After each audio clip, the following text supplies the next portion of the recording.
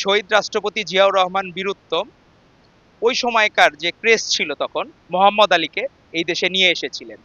সব সময় ক্রীড়ার সাথে, লেখাপড়ার সাথে, শিক্ষার সাথে বিএনপি তথা বাংলাদেশ জাতীয়তাবাদী দল এবং বাংলাদেশ জাতীয়তাবাদী ছাত্র দল সবসময় ওতপ্রোতভাবে জড়িত। আপনি একটু অবাক হয়ে যাবেন, কিছুদিন আগেই পাকিস্তানের একজন প্রখ্যাত সিঙ্গার উনি এসেছিলেন, রাহাত ফতেহ আলী খান। আমরা একটু অবাক হয়ে গিয়েছি, যেখানে আমরা আমাদের জাতীয়তা বোধকে জাগ্রত করব, বাংলাদেশি জাতীয়তা বোধকে। 16ই ডিসেম্বর বাংলাদেশের ইতিহাসে সর্ববৃহৎ এবং সর্বোচ্চ উপস্থিতির একটি কনসার্ট অনুষ্ঠিত হয়েছিল, সবার আগে বাংলাদেশ শিরোনামে। এখানে প্রত্যেকেই ছিলেন দেশীয় শিল্পী এবং প্রত্যেকের মধ্যেই বাংলাদেশি জাতীয়তা বোধ জাগ্রত হয়েছিল। তার কিছুদিন পরেই যারা এই বৈষম্য বিরোধী ছাত্র আন্দোলনের ব্যানারে যারা দাবি করেন নিজেদের একক সম্পত্তি মনে করেন এই দ্বিতীয় স্বাধীনতাকে, তারা পাকিস্তানি শিল্পী নিয়ে এসেছিলেন, যা আমাদের জন্য অত্যন্ত দুঃখজনক। আমাদের কিন্তু এখন ধার কর্জ করে সিঙ্গার আনা দরকার নাই। যেখানে আমাদের সঙ্গীত শিল্পী নগর বাউলের, জেমসের ইন্ডিয়াতে অসংখ্য জনপ্রিয় গান আছে, আমরা তাদেরকে নিয়ে গর্ববোধ করি। বাকি অনেক সিঙ্গার আছেন, সেই জায়গায় তারা যে পাকিস্তান থেকে ধার কর্জ করে শিল্পী আনা, ইন্ডিয়া থেকে ধার কর্জ করে শিল্পী আনা, আমরা কিন্তু ভারত এবং পাকিস্তান এরা কেউই বাংলাদেশের স্বাধীনতা কখনো চায়নি।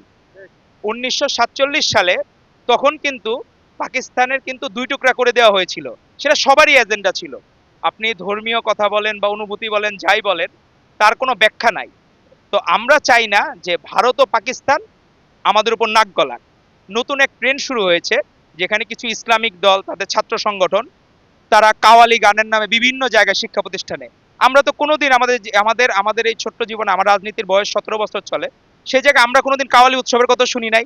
তো আমার কেন ইন্ডিয়ার বাইরে পাকিস্তানকে নিয়ে চিন্তা করা লাগবে? আমি তো চিন্তা করবো বাংলাদেশে আমার কি কি আছে, আমরা স্বাবলম্বী, যথেষ্ট স্বাবলম্বী। আমি আমার ভাইদেরকে অনুরোধ করবো যে এখানে তারা ব্যাডমিন্টনের আয়োজন করেছেন, তারা পরবর্তীতে আমাদের দেশীয় খেলা, আমরা বিভিন্ন খেলা যেগুলো হাডুডু থেকে শুরু করে এই দেশীয় ঐতিহ্যগুলো আমাদের ফিরে আনার জন্য আমরা চাবো আমাদের যা আছে তাই দিয়ে আমরা স্বাবলম্বী। আজকে 1971 সালে যখন তৎকালীন যে বাংলাদেশ ধরেন আপনি একক নেতা ছিল, সে কিন্তু স্বাধীনতা ঘোষণা দিয়ে যান নাই। সরাসরি তাজউদ্দিন আহমেদের মেয়ে শারমিন আহমেদ তার বই নেতা ও পিতাতে উল্লেখ করেছেন যে এই মুজিব কাকু কিন্তু স্বাধীনতা ঘোষণা দিতে চান নাই। উনি চেয়েছিলেন সেফ সাইডে যাওয়ার জন্য, পাকিস্তানের প্রধানমন্ত্রী হওয়ার জন্য। তার নামের আগে পাক বন্ধু থাকা উচিত ছিল। আজকে আমরা যে ইউনিভার্সিটিতে দাঁড়িয়ে আছি, এখানে তার নামে আমরা নিজেরা লজ্জা বোধ করি। উনি পাকিস্তানের প্রধানমন্ত্রী হতে চেয়েছিলেন, উনি কোনদিন বাংলাদেশের প্রধানমন্ত্রী হতে চান নাই।